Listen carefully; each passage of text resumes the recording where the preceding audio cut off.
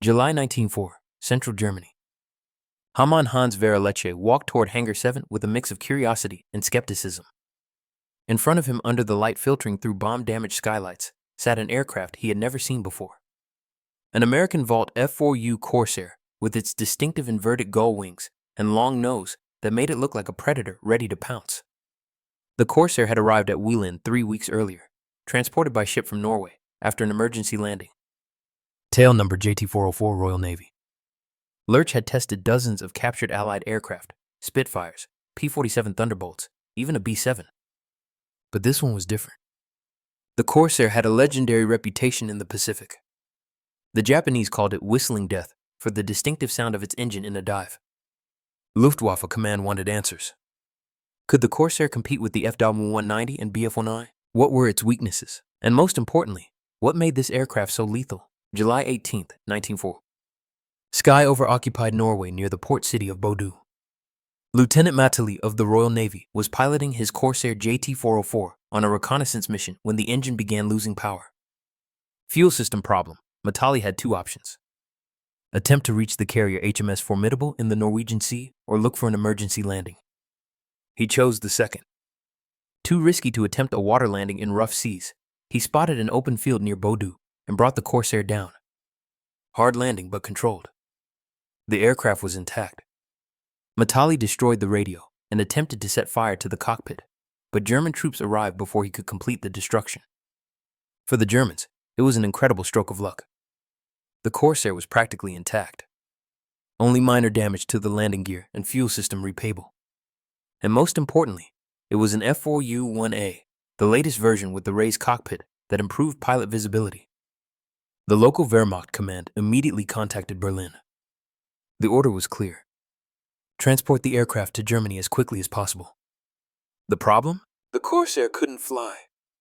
The fuel system damage required spare parts that the Germans didn't have, and disassembling the aircraft for ground transport would take weeks. The solution was bold. Load it onto a ship from Narvik and transport it by sea to a German port, then by rail to Rechlin. It took 18 days. The Corsair arrived at Rechlin on August 5th, covered in salt spray and with additional minor corrosion damage, but it was there, and it was flyable once the fuel system was repaired. Reich Marshal Hermann Göring personally ordered the evaluation. The Luftwaffe was losing air superiority over Europe. American fighters, P-51 Mustangs, P-47 Thunderbolts were decimating German formations. If the Corsair was coming to the European theater, the Luftwaffe needed to know how to fight it. The task fell to Lerche. At 27 years old, he was already one of the most experienced test pilots at Rechlin. He had flown over 60 different aircraft types, including 25 captured Allied planes. His reports were precise, technical, brutally honest. But the Corsair presented a unique challenge. Unlike the P-47 or Spitfire, which German pilots had encountered in combat and could describe, the Corsair was a mystery. No Luftwaffe pilot had faced one over Europe. All intelligence came from Japanese reports in the Pacific. Reports that described the Corsair as nearly invincible in the hands of a skilled pilot. Lerche spent 2 days studying the aircraft on the ground. The engineering was impressive. The inverted gull wing design allowed for a shorter, stronger landing gear while maintaining propeller clearance. The cockpit raised in the F4U1A version offered better forward visibility than earlier models. The 650 caliber machine guns in the wings carried 400 rounds per gun, devastating firepower. But numbers on paper meant nothing. Lerche needed to fly it. The Corsair test was scheduled for August 8, 1944. Clear skies, light winds, perfect conditions. Lerche arrived at Hangar 7 at 0600 hours. The ground crew had completed the pre-flight checks. Fuel tanks full. All systems operational. Lerche climbed into the cockpit. Immediately, he noticed differences from German fighters. The seat position was higher, giving excellent visibility over the long nose. The control stick was centered between his legs, not offset like in the BF190. The instrument panel was logically organized, easy to read. He started the engine. The Pratt & Whitney R2800 Double Wasp roared to life. 2,000 horsepower, twice the power of a BF190's Daimler-Benz engine. The entire aircraft vibrated with raw power. Lerche taxied to the runway. The Corsair's long nose completely blocked forward visibility on the ground. He had to weave side to side to see ahead, a technique he had learned from captured American pilot interrogations. At the runway threshold, he pushed the throttle forward. The acceleration was brutal. The Corsair leaped forward, tail up almost immediately. At 80 knots, Lerche pulled back on the stick. The Corsair climbed like nothing he had ever flown. Lerche leveled off at 3,000 miles and began his evaluation protocol. First, basic handling characteristics. He banked left, then right. The Corsair responded smoothly, but with noticeable heaviness at low speed. The ailerons required more force than a F4U1A. This matched Japanese reports. The Corsair was not a dogfighter at low speeds. Second, acceleration. Lee pushed the throttle to full power and watched the airspeed indicator climb. 300 knots, 350 knots, 400 knots. The Corsair kept accelerating with no sign of strain. At 420 knots, nearly 45 miles, Lerche pulled back the throttle. The FW190 Germany's frontline fighter, topped out at 408 mph. The speed advantage alone was significant, but it was the third test that revealed the Corsair's true nature. Lerche climbed to 6,000 mm, 20,000 feet, and began a series of vertical maneuvers. First, a simple zoom climb, full throttle, pull up sharply, see how high the aircraft could climb on momentum alone. The Corsair shot upward like a rocket. Lerche watched the altimeter spin. 6,500, 7,000, 7,500 E. The aircraft was still climbing when it finally stalled at 8,200 miles. I want the 200 miles to gain on pure energy. He tried it again, this time from a dive. Rolled inverted, pulled through into a steep dive, accelerated to 450 knots, then pulled hard into a vertical climb. The G-forces crushed him into the seat. The Corsair's airframe groaned, but held. The altimeter spun wildly, 8,000 miles, 8,500 miles, 9,000 miles. Lerche held the climb until the aircraft stalled at 10,400 miles, over 34,000 miles. This was the revelation. The Corsair wasn't designed for turning dogfights like a Spitfire or BF109. It was designed for vertical combat, boom and zoom tactics. Dive on the enemy from above. Use superior speed and power to climb back to altitude. The massive R-800 engine gave it energy advantages no German fighter could match. Lerche tested the theory. He set up a simulated attack run. Dive from 7,000 miles to 4,000 miles at maximum speed, pull out, then execute a maximum performance climb back to 7,000 miles an hour. The dive was terrifying. The Corsair accelerated past 500 knots, over 5 mph. The airframe shuddered, but remained stable. At 4,000 miles, Lerche pulled back hard on the stick. The G-forces were crushing. He estimated 6 Gs, maybe more. His vision tunneled, but the Corsair pulled through cleanly. Then the climb. Full throttle, optimal climb speed. The aircraft rocketed upward. Lerche checked his stopwatch. 2 minutes 40 seconds to regain 3,000 miles of altitude. He had flown the FW1A through the same maneuver 2 months earlier. Time to climb 4 minutes 15 seconds. The Corsair was 40% faster. Lerche's mind raced through the tactical implications. If American pilots used these tactics over Europe, and they would because it was the only logical way to exploit the Corsair's strengths, German fighters would be at a catastrophic disadvantage. The BF109 and FW190 were designed for horizontal turning combat. They could outturn a Corsair at low to medium speeds. But if the Corsair never committed to a turning fight, if it stayed fast and used vertical maneuvers, German pilots would be chasing an opponent they could never catch. Lerche tested the gun platform stability. He rolled into a 30-yard dive, lined up on a ground reference point, and squeezed the trigger. The 650 caliber machine guns erupted. The recoil was surprisingly mild. The Corsair's heavy airframe absorbed it easily. The gun sight remained steady. Lerche could keep the target centered even while firing full burst. He compared it mentally to the FW190's armament. The A8 carried 2 13mm machine guns and 4 20mm cannons. Devastating firepower, but the recoil made accurate shooting difficult, especially in high-speed attacks. The Corsair's 650 cals delivered less punch per round, but the stability meant more rounds on target. After 35 minutes of flight, Lerche had his preliminary assessment. But there was one more test he needed to run. The test that would reveal the Corsair's most dangerous capability. Lerche climbed back to 7,000 Meter and set up for a simulated combat scenario. A Corsair diving on a German formation from above. The German fighters see the attack and brake. Standard defensive maneuver. The Corsair overshoots, but instead of trying to turn with the German fighters, it uses its speed to extend away and climb back to altitude. Question: how long would it take a F190 to climb back to the Corsair's altitude and re-engage? Lerche rolled inverted and pulled into a steep dive, simulating the Corsair's attack run. He let the speed build to 480 knots, then pulled out hard at 4,000 m. The G-forces slammed him into the seat, his vision grayed at the edges.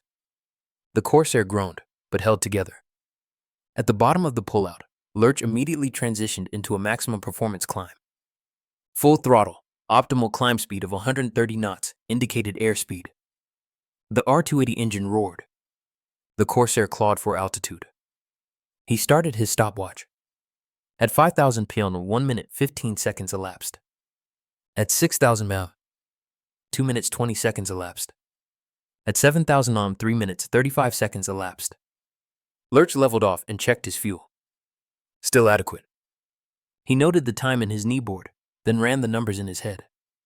He had flown the same profile in the FW190 2 months earlier. Time to climb from 4,000 to 7,000 or 5 minutes 50 seconds. The difference was staggering. The Corsair could execute a boom and zoom attack, extend away, and be back at fighting altitude a full 2 minutes and 15 seconds before pursuing FW1. 2 minutes and 15 seconds. In air combat, that was an eternity. But the implications went deeper. Lerche realized that the Corsair's energy advantage created a tactical paradox for German pilots. If you dove after a Corsair to pursue, you burned energy trying to catch an aircraft that was faster than you. By the time you gave up the chase, you were low on altitude and energy, vulnerable. If you didn't pursue, the Corsair simply climbed back to altitude unmolested and set up another attack. You couldn't ignore it. Either way, the German pilot lost. Lerche had seen this pattern before in combat reports from the Eastern Front.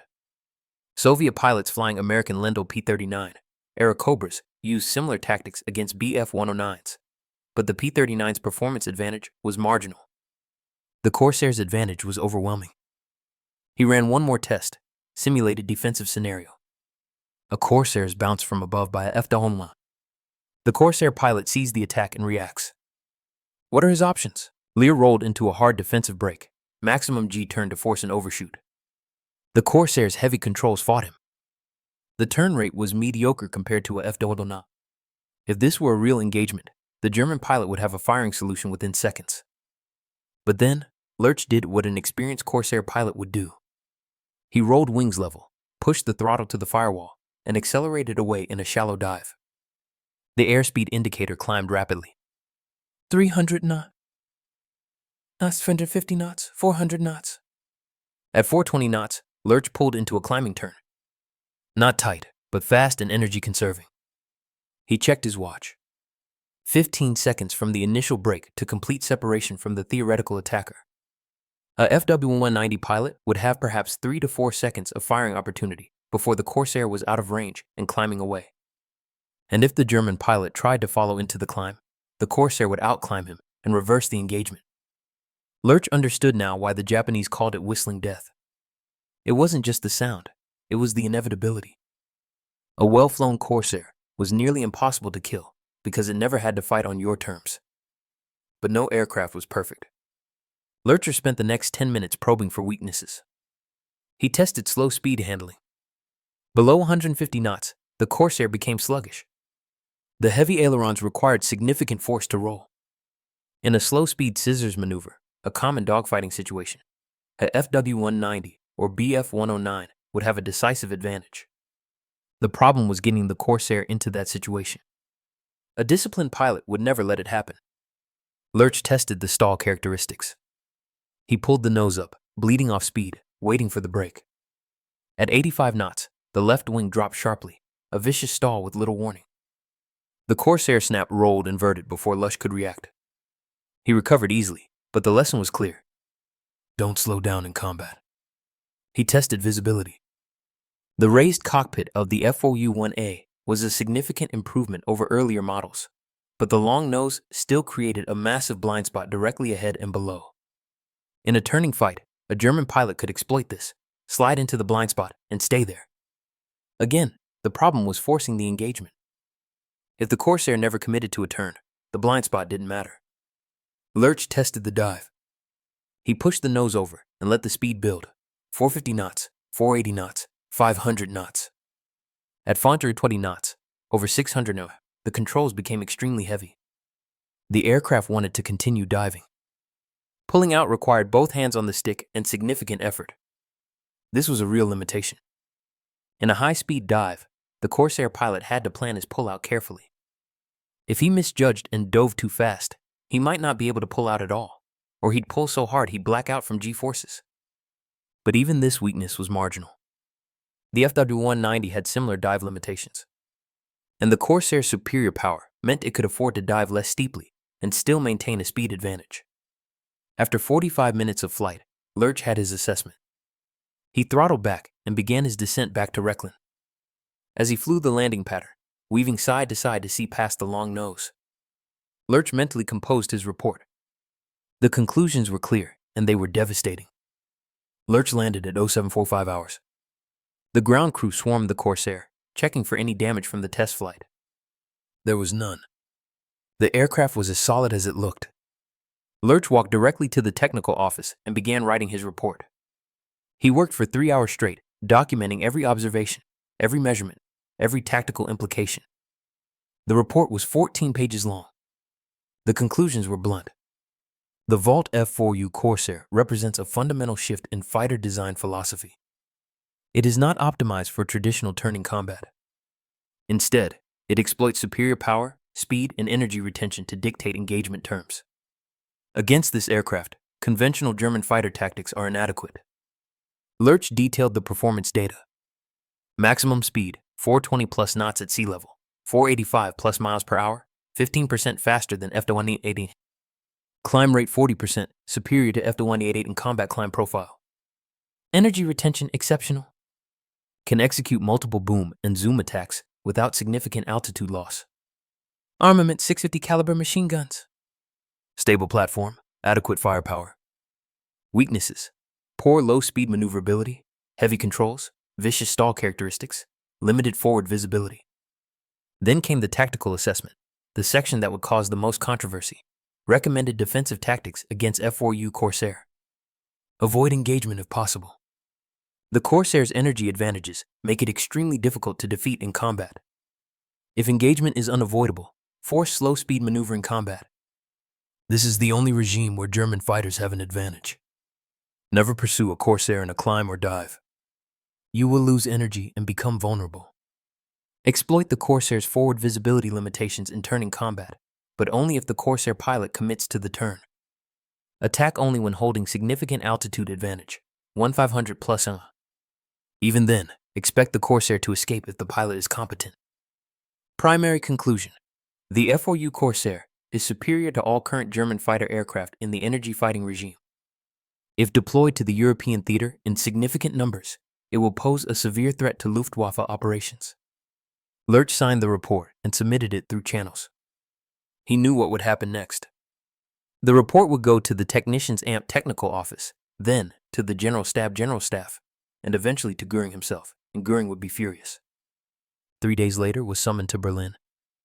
The meeting was tense. A General Stab Officer, Lerche, never learned his name, questioned every conclusion in the report. Was Lerche certain about the performance data? Had he considered that the captured Corsair might have been modified? Was he aware that his assessment contradicted intelligence reports from the Pacific? Lerche stood by his findings. The data was accurate. The Corsair was exactly as capable as his report indicated, perhaps more so, since he had only 45 minutes of flight time to explore its full envelope. The officer's response was chilling. Your technical observations are noted. However, the tactical conclusions are premature. The Corsair is a naval aircraft. It will not be deployed to the European theater in significant numbers. Your report will be classified and distributed on a need-to-know basis only. Lerche understood. The report was being buried, not because it was wrong, but because it was too honest. He returned to Rechlin and continued his work. Over the next 6 months, he would test 14 more captured Allied aircraft. Each report documented the same uncomfortable truth. Germany was losing the technological war. But the Corsair report had a strange afterlife. Copies circulated among Luftwaffe fighter units through unofficial channels. Pilots sharing information that official command wouldn't provide. By late 1944, German pilots who had never seen a Corsair knew its capabilities and weaknesses. It didn't matter. The Corsair never came to Europe in large numbers. It remained primarily a Pacific theater aircraft, where it dominated Japanese fighters exactly as Lerche had predicted. The irony wasn't lost on Lerche. He had discovered the truth about one of the war's most lethal fighters. But the discovery changed nothing. Hans Werner Lerche survived the war. In April 1945, as Soviet forces closed on Rechlin, he fled west and surrendered to American forces. His expertise was immediately recognized. The U.S. Army Air Forces recruited him to test captured German aircraft, the reverse of his wartime role. After the war, Lerche wrote extensively about his experiences.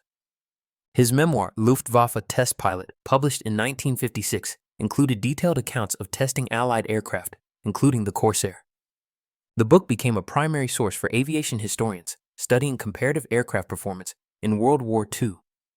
Lerche remained fascinated by the Corsair throughout his life. In interviews decades later, he called it the most impressive fighter I ever flew, and I flew over 60 types. He particularly admired the engineering philosophy. Design an aircraft around a specific tactical doctrine, then execute that doctrine ruthlessly. The Corsair's combat record validated Lerche's 1944 assessment. In the Pacific, it achieved an 11-1 kill ratio against Japanese fighters. Marine and Navy pilots who flew it called it the best fighter of the war. The Whistling Death lived up to its reputation. But Lerche's report raised a deeper question about military intelligence and institutional honesty. He had provided accurate, actionable intelligence about a potential threat. The Luftwaffe command chose to suppress it rather than confront uncomfortable truths about German technological inferiority. This pattern repeated throughout the German military in 1944 to 1945. Officers who reported honestly about Allied capabilities were accused of defeatism. Intelligence that contradicted official narratives was buried. The result was strategic paralysis. Commanders making decisions based on wishful thinking rather than reality. Lerche's Corsair test was a microcosm of this failure. One test pilot, 45 minutes of flight time, and a 14-page report that told the truth, and the truth was ignored. The lesson extends beyond World War II. In any organization, military, corporate, governmental, the willingness to hear uncomfortable truths is the difference between adaptation and collapse. Lerche provided the truth. The Luftwaffe chose collapse. Hans Werner Lerche died in 1993 at age 70. His legacy is the honest assessment of over 60 aircraft types, including some of the most advanced fighters of World War II. He flew the Corsair once for 45 minutes in August 1904. It was enough to understand. If you enjoyed this video and want to see more stories from World War II, make sure to subscribe to the channel. Your support helps us bring more forgotten battles, hidden histories, and untold soldier stories to life. And let me know your thoughts in the comments. What event or perspective would you like to see next? I read every comment.